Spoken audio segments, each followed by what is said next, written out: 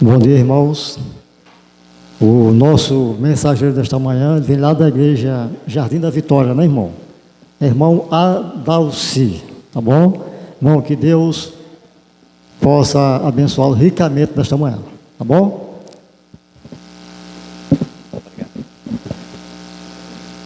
Ok. Bom dia, querida igreja. Aqui é uma família, Gilberto e o Gil, né? Eu não lembro o nome do nosso professor.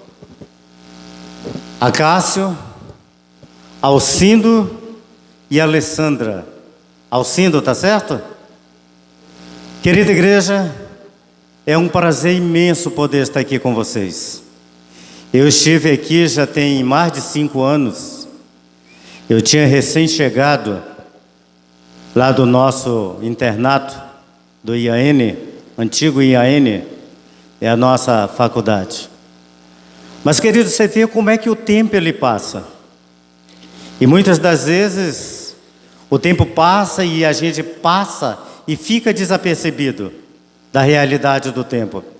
É por isso que o salmista ele conta para a igreja da leão da tribo de Judá, né? Igreja, tribo de Judá, que é da tribo do leão de Judá. Aí eu faço uma pergunta para vocês aqui. Por que que o lobo não consegue destruir o leão?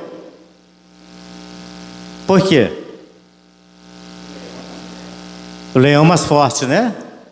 A gente tem algum exemplo bem prático nisso aí, que uma tribo de lobos tentou destruir um membro da tribo de um leão? Ou da tribo leonina? Alguém tem algum exemplo? Nós temos. Vocês têm? A Bíblia tem? Deus tem? É por isso que Saul, ele não conseguiu destruir Davi, né? Saul caçou Davi como se caça, o ditado popular, uma agulha na palheira, e não conseguiu destruir Davi. Por quê? Saul pertencia à tribo dos lobos e Davi pertencia à tribo dos leões.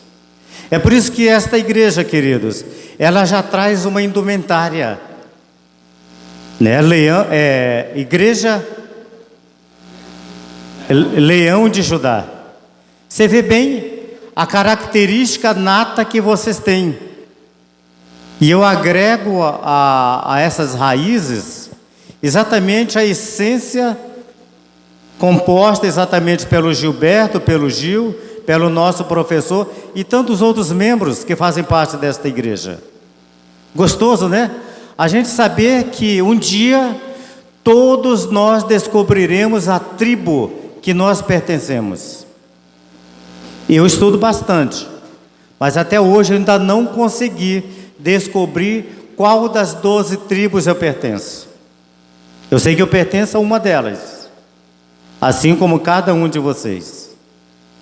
Nós temos um sobrenome que traz como herança os nossos pais, mas as tribos, as nações, eu não sei.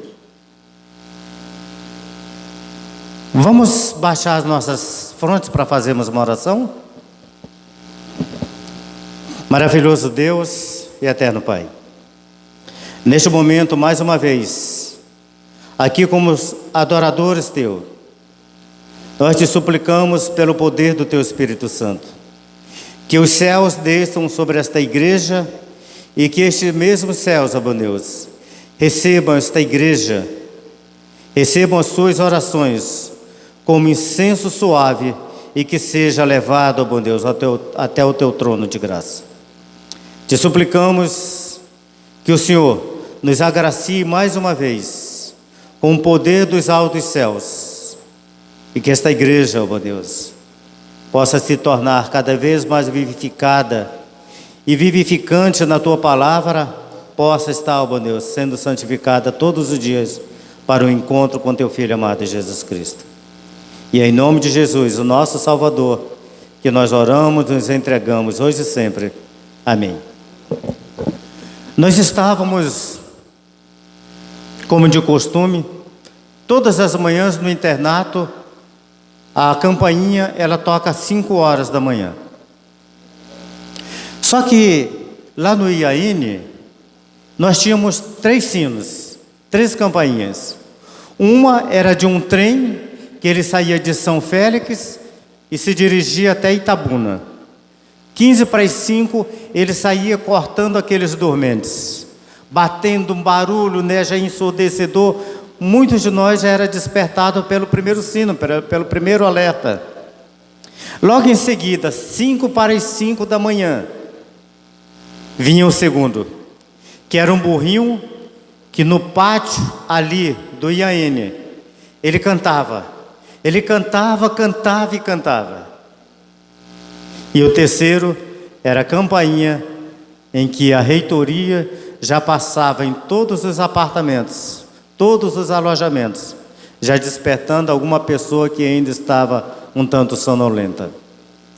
Mas para surpresa nossa, um certo dia, queridos, teve uma quarta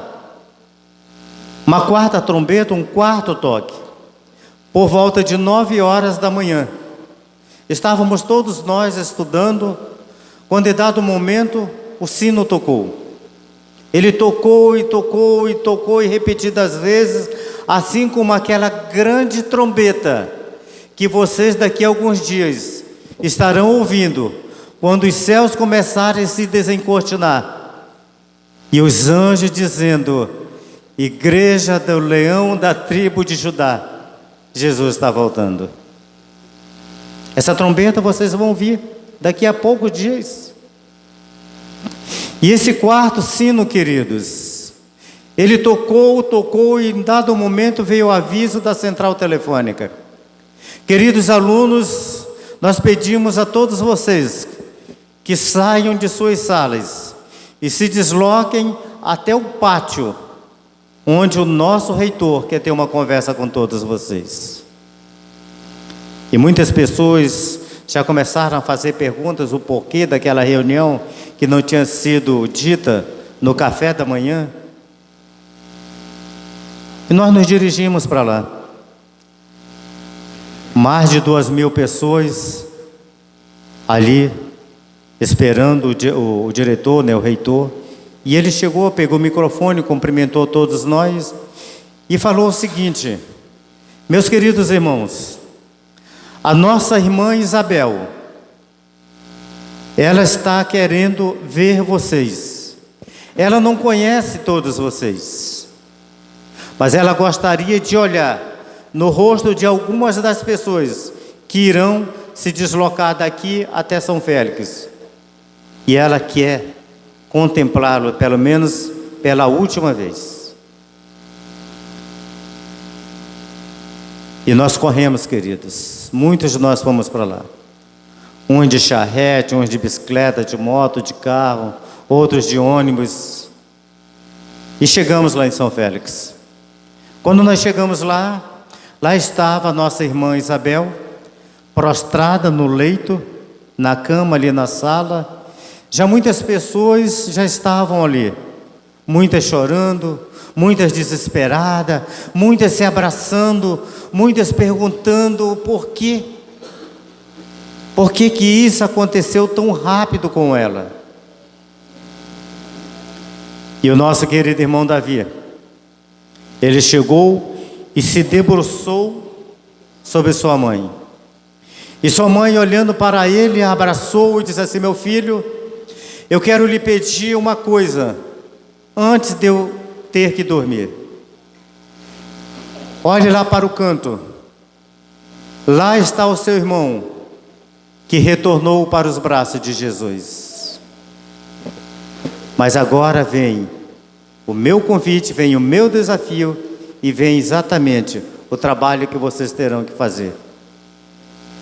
Peça a você e a seu irmão que vão em busca do pai de vocês, que está desviado há mais de 10 anos, e tragam ele de volta, porque quando ele retornar e que Jesus voltar, que esses céus se abrirem, eu quero encontrar com vocês 3.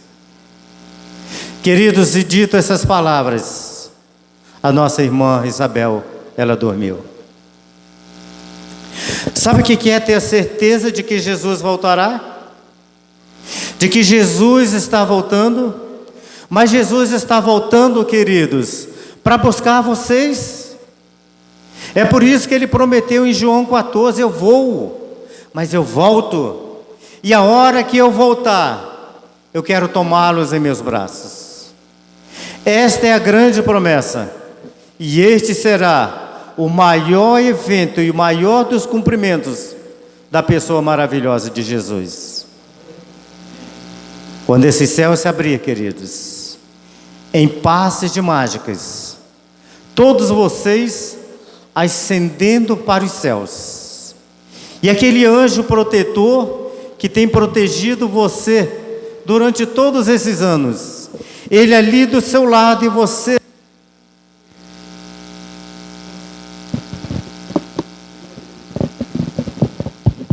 voltou. Obrigado, meu irmão.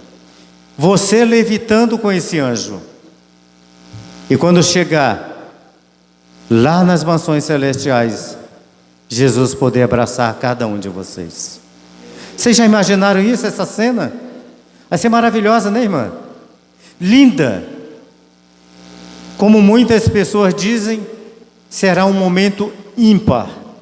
E que realmente será ímpar, porque será único. Nunca em toda a história da criação de Deus aconteceu isso.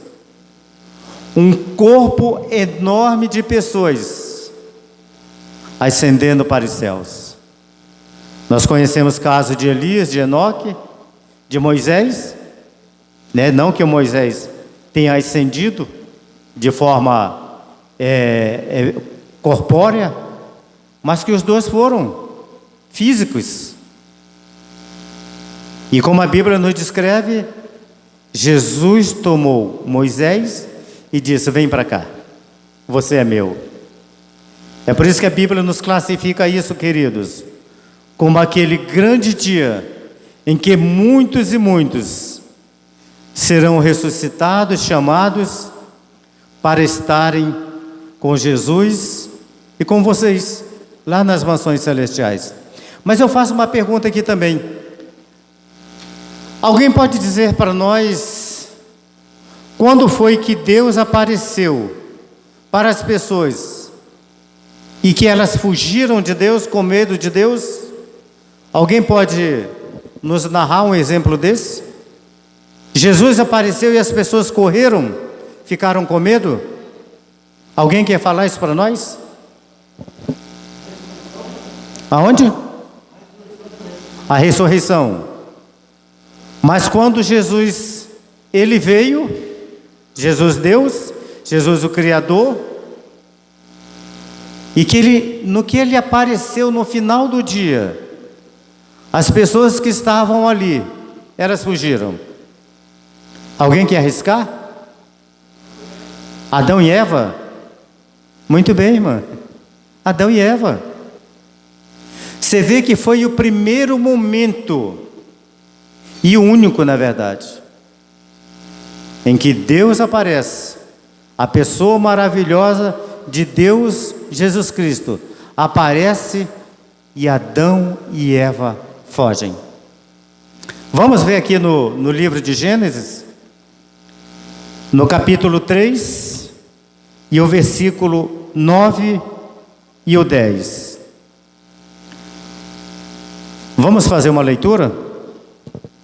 Gênesis capítulo 3, versículo 9 e o 10.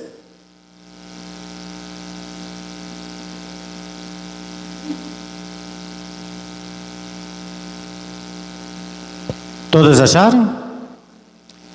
Vamos lá? 1, 2, 3, já, em um coro. E chamou o Senhor Deus a Adão e disse-lhe: onde estás? E ele disse: ouvi a tua voz soar no jardim e temi, porque estava nu e escondi-me. Queridos, aqui nós descobrimos o quanto o ser humano, muitos de nós nós nos tornamos desprovidos de capacidade de raciocínio lógico. Muitos de nós somos totalmente capacitados, 100% de capacidade perceptiva de tudo, mas muitas vezes a nossa lógica, ela não consegue ser tão lógica, ela não consegue ser racional, porque nós começamos a buscar ângulos de muitas e para tantas coisas. Quando o inimigo propôs para Adão e Eva: vocês não irão morrer, então isso é maravilhoso. Isso contradiz a proposta inicial de Deus, que disse que se nós fizermos, iremos morrer. Vocês se tornarão conhecedores do bem e do mal. E isso também retrata que nós não somos limitados. Nós podemos pensar, agir, escolher, decidir e se determinar. Isso é uma lógica. Mas quando alguém diz assim: olha, não vai acontecer nada com você se você entrar no mundo do crime, podemos analisar também de forma lógica, porque é algo racional nosso analisar. Então, quando nós falamos, alguém, a parte que está receptiva, ela já está analisando, criando as coisas. Ela já tem algo em mente, o que é, o que não é, o que pode ser. Mas, queridos, aqui quando Deus falou para Adão: aonde estás? Vamos tentar pegar alguns pontos. Aonde estava Adão quando Deus apareceu ali no Jardim do Éden? Onde estava Adão? Vamos tentar ser lógico. Professor, onde estava Adão quando Deus perguntou para Adão: aonde tu estás? Vamos começar da parte inicial, originária. Pode falar. Estava no jardim escondido atrás da árvore. Mais alguém? Mais alguém? Pode falar, não tenha vergonha, tá? Queridos, vamos analisar alguns pontos. Todos os dias Deus estava ali com Adão e Eva, não estava? Deus estava presente. Adão e Eva estavam presentes, continuavam presentes. Mas quando eles ouviram, eles se distanciaram. Primeiro, de Deus. Segundo, da eternidade. Terceiro, da santidade. Quarto, da perfeição. Quinto, da lealdade. Você vê? A distância que eles ficaram de Deus está em um lugar, mas está totalmente distante.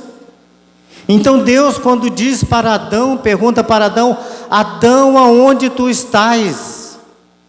Querida igreja, Deus estava dizendo: Adão, meu filho, olha o lugar em que você está. Olha a situação em que você se encontra. Veja bem a distância agora que você colocou entre eu e você, que agora começa a nos separar. Todos os dias eu estou aqui com você, todos os dias eu estarei com você, mas nem todos os dias você estará comigo, pela escolha errada que você fez, pelo distanciamento que você tomou. Adão, a partir de hoje, o pouco tempo que vai lhe restar, você usará menos ainda, passando para os nossos dias, de ler a Bíblia, orar todos os dias, fazer todos os dias um culto matinal e noturno, cantar hinos de louvor. O tempo que você, a escolha que você fez, é o tempo que determinou esse distanciamento entre eu e você. É por isso, queridos, que quando Deus ele pergunta: aonde tu estás? Deus estava dizendo, queridos, que agora o ser humano ficou distante de tudo. Agora o tempo de Adão, queridos, que era 24 horas ali em santidade, em entrega, em adoração, passou agora o que? Ser um culto humano, um culto irracional, mesmo sendo na sua própria lógica. Por quê? Deus disse: Adão, eu vim aqui porque eu sei da tua situação. Eu sei que em todos esses elementos você está nu diante dos meus olhos. Você está semi-nu diante da tua esposa, mas você está perdido. Você viu a escolha que Adão e Eva fizeram? E Deus, querido, agregando conhecimentos, informações, naquele final de dia, foi a primeira noite que Adão, ele sentiu a temperatura natural que hoje nós vivemos, queridos. Foi a primeira noite que Adão e Eva tiveram pesadelo. Eles não tinham nada disso, eram perfeitos. Mas agora, com a escolha, queridos, eles se tornaram vulneráveis, ficaram sujeitos a tudo, queridos. Então, quando Deus diz a Adão: onde você está? Ele diz: Adão, você está no pecado agora. Adão, agora você está perdido. Adão, agora você está distante de mim. Adão, que escolha que você fez. O incrível, queridos, que Adão e Eva tentando se esconder de Deus, sendo que Deus, primeiro Ele criou o mundo. Cada árvore tem o toque de Deus. Cada ser humano tem as mãos de Deus. Cada um de nós, queridos, temos o DNA de Deus. É por isso que eu disse inicialmente, daqui a alguns dias todos vocês, inclusive eu, terei conhecimento de qual tribo eu pertenço, porque aí está o cuidado, está as mãos de Deus, nas 12 tribos, e todos vocês um dia adentrarão em uma das 12 portas, todos vocês. Mas Adão, aonde tu estás? Ah, Senhor, eu ouvi a tua voz e fiquei com medo. Mas ficou com medo por quê? Porque eu estou tentando fugir da realidade em que vivo agora. Eu estou tentando me esconder atrás de uma mentira, usando ela como verdade. Eu estou tentando me esconder por entre as árvores, para que o Senhor não perceba o estado em que me encontro. Eu estou me embrenhando aqui por essas matas, por essas florestas, porque agora eu corri contra ti. Eu corri exatamente o que? Para os braços do pecado. Agora eu consigo olhar para a natureza e vejo que a própria natureza, daqui a alguns dias, ela vai começar a sofrer por minha causa, por minha escolha.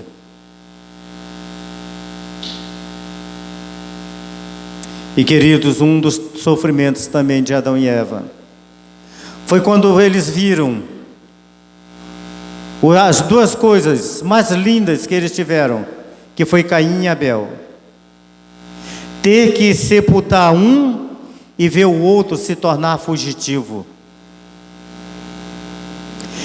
Enquanto o sangue de um, queridos, clamava nas alturas dos céus,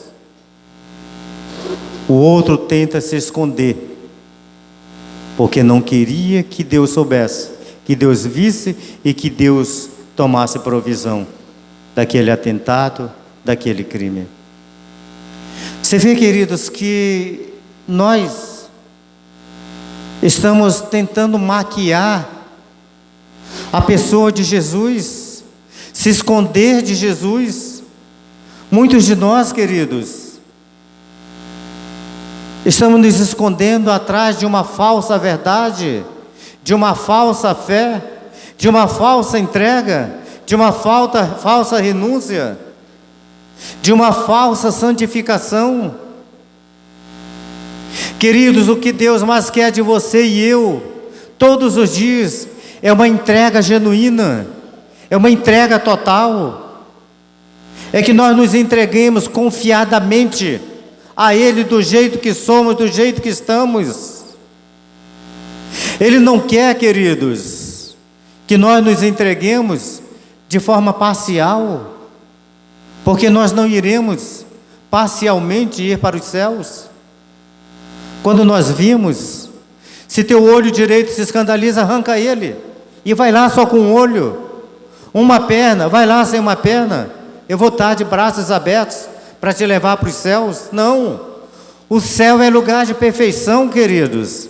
É por isso que Deus não habita neste mundo, porque só existe imperfeição, crime e dor.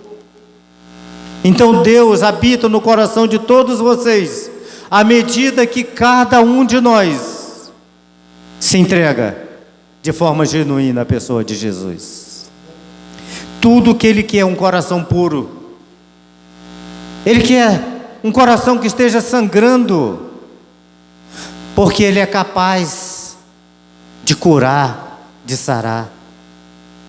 Um coração que está despedaçado, porque Ele vai juntar todos os pedaços do coração e vai fazer o que? Um coração de carne, e vai escrever os 10 mandamentos dele, e vai dizer para o Espírito Santo: Deus Espírito Santo, vai lá e habita naquela igreja, no coração de cada um deles, da tribo de Judá.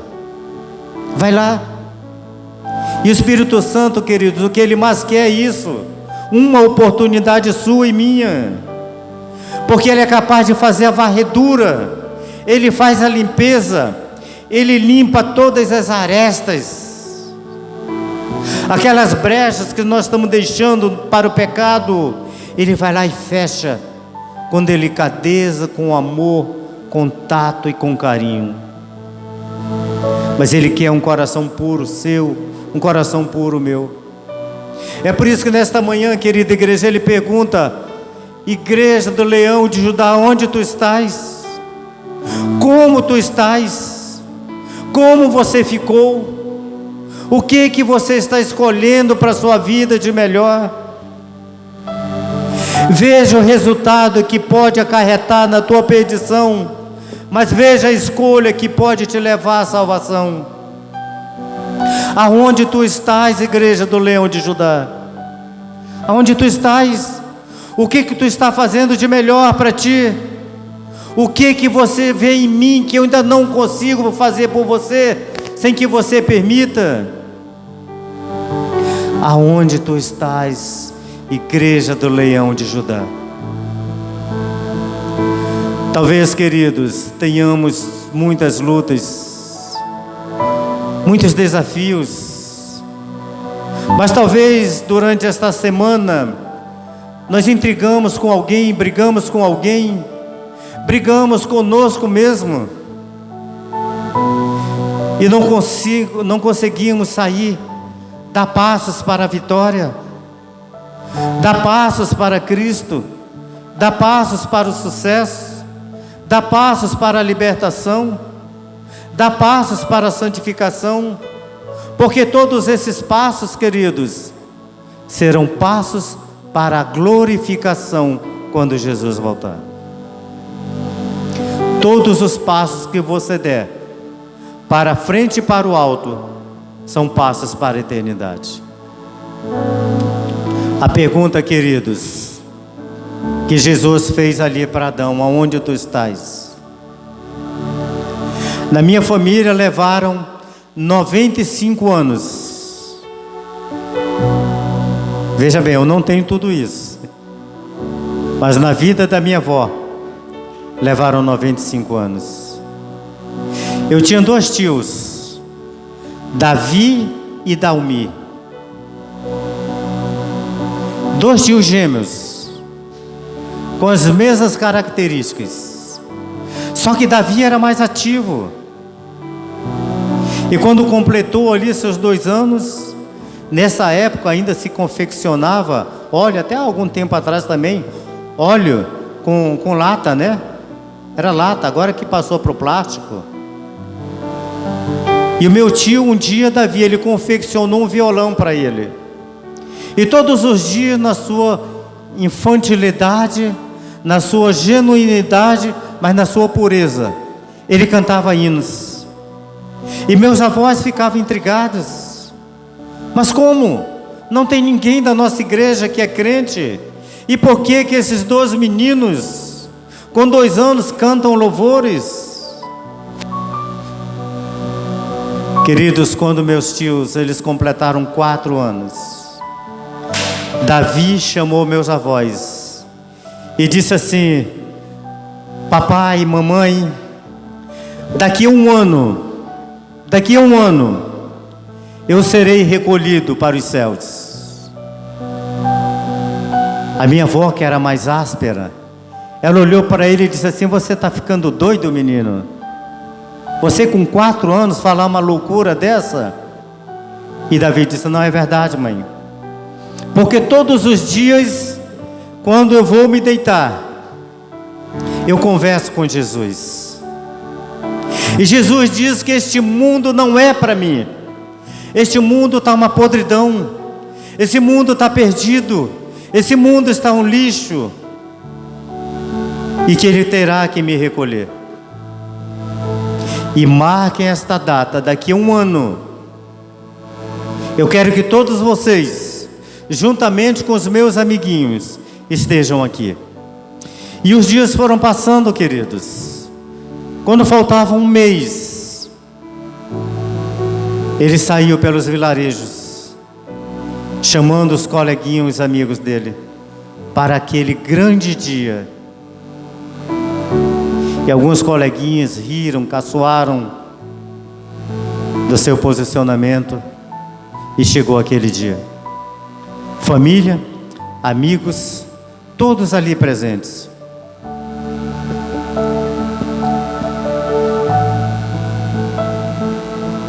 O caixão já estava preparado, queridos, em cima de uma mesa. Ele chamou todas as pessoas ali a sua atenção. E olhando para o seu pai e a sua mãe, os meus avós, ele disse: papai, mamãe, daqui a meia hora eu estarei dormindo. Mas eu quero deixar uma coisa aqui bem clara.